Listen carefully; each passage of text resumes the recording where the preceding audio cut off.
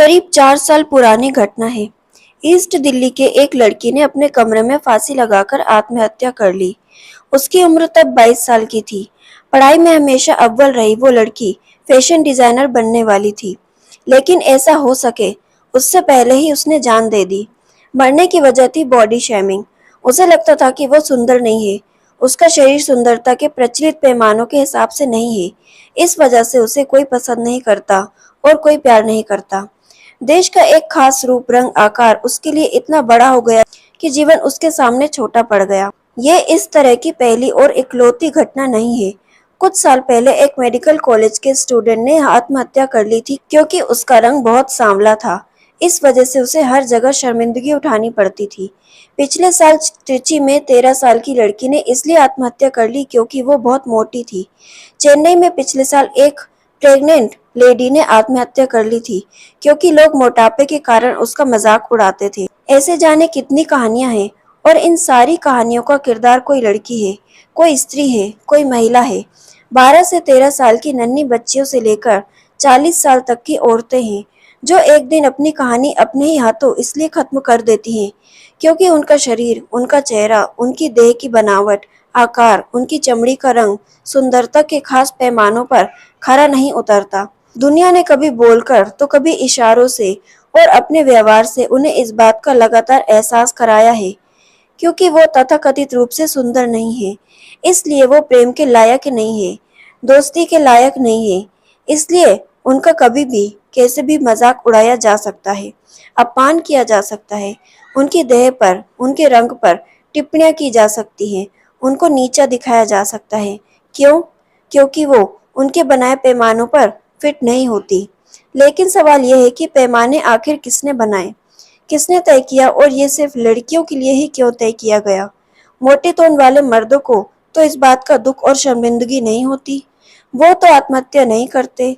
लड़कों को तो कोई खास बात का एहसास नहीं कराता कि वो सुंदर नहीं है, इसलिए प्रेम के या आदर के लायक नहीं है, क्योंकि लड़कों का मूल्य उनके रूप, रंग, आकार से नहीं, उनकी दुनियावी सफलता, पैसे, ताकत और रुतबे से तय होता है। मर्द कितना भी कुरूप क्यों न हो, पैसे और दुनियावी सफलता की ताकत उसके साथ हमेशा होती है, जिसके दम पर वो इतराता फिरता है, जबकि लड़की अपने कमरे में अकेले पंखे से लटकती पाई जाती है। इस तकलीफ देह कहानी के किरदार भले ही लड़कियां हों, लेकिन ये त्रासद पटखना आखिर लिख कौन रहा है? कौन तय कर रहा है ये पैमाने? कौन बता रहा है लड़कियों को कि उन्हें कैसा होना चाहिए? पास के ही एक स्कूल में दो बहनें पढ़ती थी। एक अमीर मारवाड़ी बिजनेस परिवार की। उन दोनों लड़कियों की उम्र में महज 1.5 बरस का फासला था, लेकिन उनकी जिंदगी में 1.5 उम्र की दूरी। बड़ी वाली का रंग दबा हुआ था, उसका रंग पिता पर था, उसके नैन नक्श भी बहुत सामान्य थे, जबकि छोटी बहन जब पैदा हुई तो मानो दूध की कटोरी में डुबोकर निकाली गई हो, बेहद गोरी और तीखे नैन नक्श वाली। बच्चे को तो पता नहीं होता कि इन दोनों चीजों के होने में क्या फर्क है, लेकिन आसपास के बड़े ये फर्क पैदा कर देते हैं। उन्होंने बड़ी लड़की के सांवलेपन का इतना मजाक उड़ाया, इतने ताने दिए, इतनी फब्तियां कसी की। 14 साल की होते होते उसकी सेल्फ स्टीम पूरी तरह से खत्म हो चुकी थी। छोटी बहन की तरह सुंदर ना हो पाने का दुख वो बहुत सारा खाना खाकर भरती थी। नतीजा ये हुआ कि उसका वजन भी बढ़ता चला गया।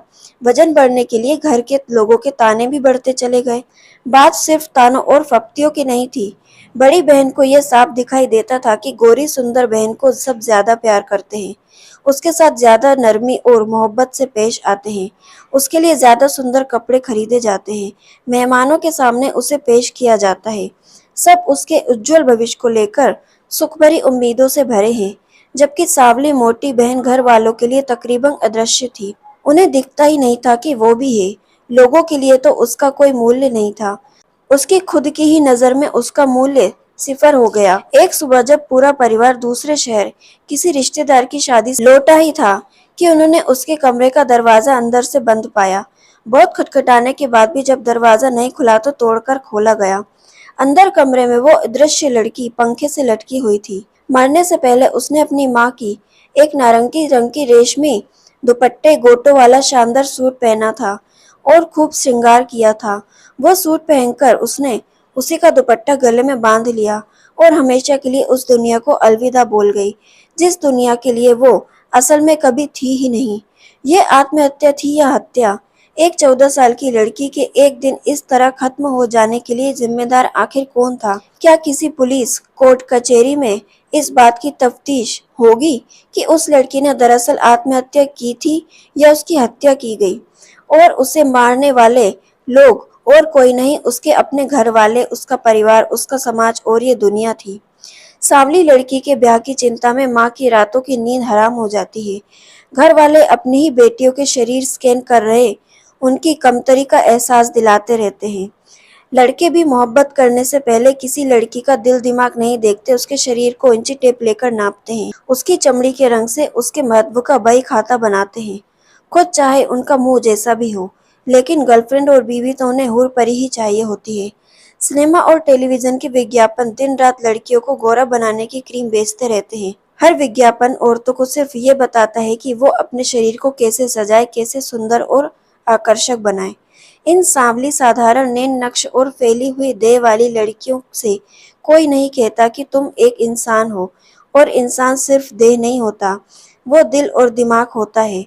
वो दुनिया में सिर्फ आकर्षक दिखने को नहीं आया, वो सोचने समझने, अपनी बुद्धि से फैसले लेने, संसार में कुछ बेहतर रचने, अपने जीवन को बड़ा अर्थ देने आया है। इसलिए सवाल ये नहीं कि तुम कैसी दिखती हो, सवाल यह है कि तुम कैसे सोचती हो, कैसे महसूस करती हो, कैसे रचती हो, कैसे जीती हो। लेकिन जिस स्त्री का सारा पालन पोषण ही इस बात के लिए हुआ हो कि वो एक दिन अपने पति के बिस्तर की जीनत बन सके, उसे आकर्षित कर सके, उसके लिए उपयोगी हो सके, उसके इंसान होने की बड़ी सार्थकता का तो सवाल ही पैदा नहीं होता। अपने चेहरे को छोड़कर अपने काम के बारे में तो वो तब सोचती जब हमने उसे बताया होता कि वो देह नहीं, सिर्फ एक पूरे इंसान भी है, सोचने वाली, महसूस करने वाली, रचने वाली, जीने वाली एक इंसान।